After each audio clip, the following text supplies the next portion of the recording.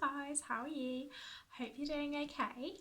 So today's video is kind of more of a public service announcement because it's a question I get asked all the time.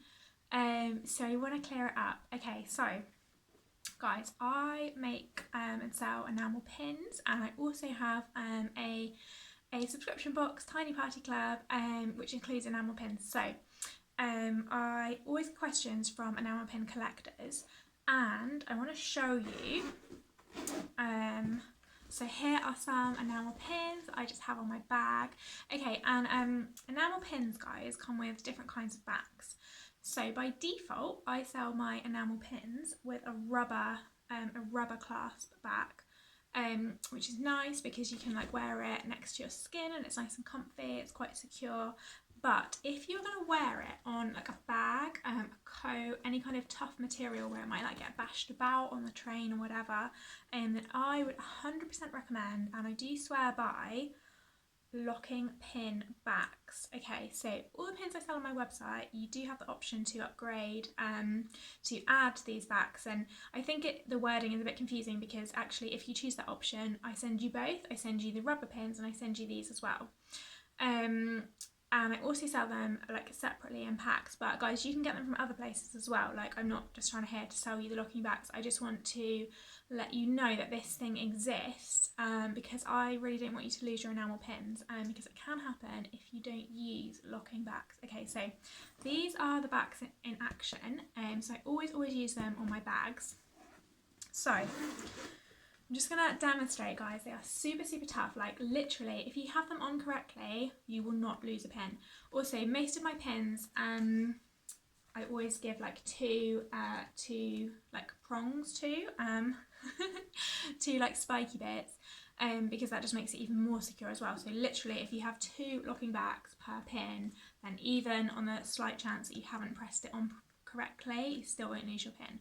And I think most designers do that nowadays, especially for larger pins. Will have at least two like spiky bits on the back to attach to, which makes it even more secure. So yeah, here is the inside of the bag with the locking pin backs, and guys, this is how, like, literally, I don't want to put it too much because I know it will just rip the bag instead of ripping the pin off.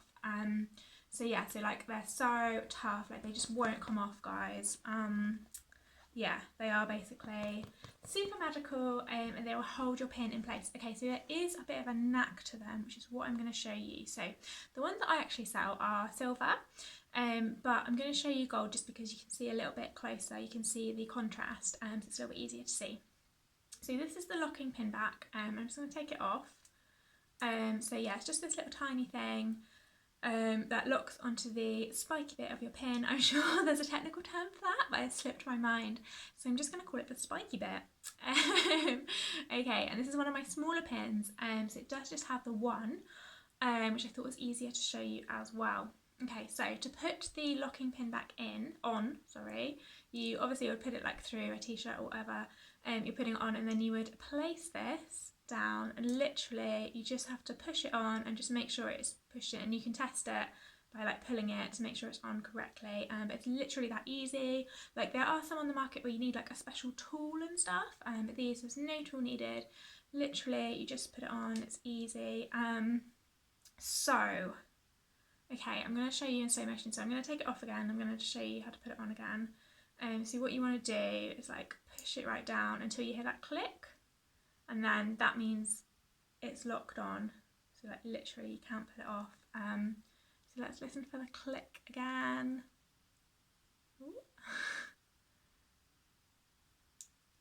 Okay, that little click. So you want to hear that, and then you can just test it and make sure it's on there. Okay, so to remove them, and this is where some people get stuck, guys, because they're not easy to remove. So like the rubber pin backs and the butterfly metal ones, you literally just pull off. It's really easy.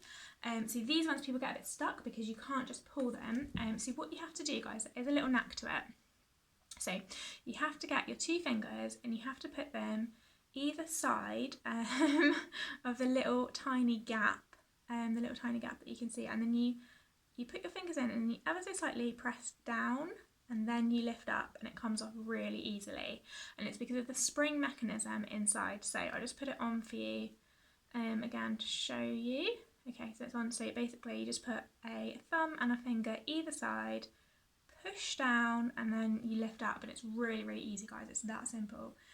So yeah, I just wanted to kind of explain, because sometimes I get a little bit stuck trying to explain to people how to take them off. But yeah, that's all you need to do. You just need to know the knack of removing them. And it's really, really easy. I'm just laughing because it got a little bit stuck there, and I was like, oh my god, it's going so smoothly, like, because I didn't practice this before I started making this video, which I probably should have practiced the best way to show you. But yeah, that's all, guys. So yeah, I really would recommend these if you are worried about losing your pins. It's like, especially on tougher fabric like this as well, it just really like locks them in place. So I call them magic locking backs, because yeah, they're so tough. I love them. I love them. I will never have pins on like an exterior clothing, like coats or bags or anything, without them. So that is all I wanted to share with you today. But guys, do give me a comment below with your locking back preference. So these are my preference for pins. However, I do not sell them as default with my pins. By default, I sell the rubber pin backs, because I know a lot of people do not like these pins, because they're like more difficult. Like if you're just wearing them on clothing, especially, that they're not very comfortable. Like you have this metal bit like rubbing against your skin, so it's not that comfortable. And also, if I just sold them by default, then I would obviously sell them like this on the backing card, and I know a lot of people would immediately struggle to be able to take them off the backing card. But I do prefer you guys to have them, because obviously it means you're less likely to lose your pins. So let me know, guys, please let me know. And if everyone's like, oh my goodness, I love the locking pins, I want them, then I'll sell them by default, definitely. But yeah, that's the reason I haven't so far, because I think people would struggle initially if they haven't come across them before, on how to get them off the backing card in the first place. And that's not something you want to worry about when you've just bought your brand new shiny enamel pin. You want to be able to take it off and use it immediately. So guys, that is my how-to video on the magic locking pin backs, and you will never lose a pin again. Thank you so much for watching.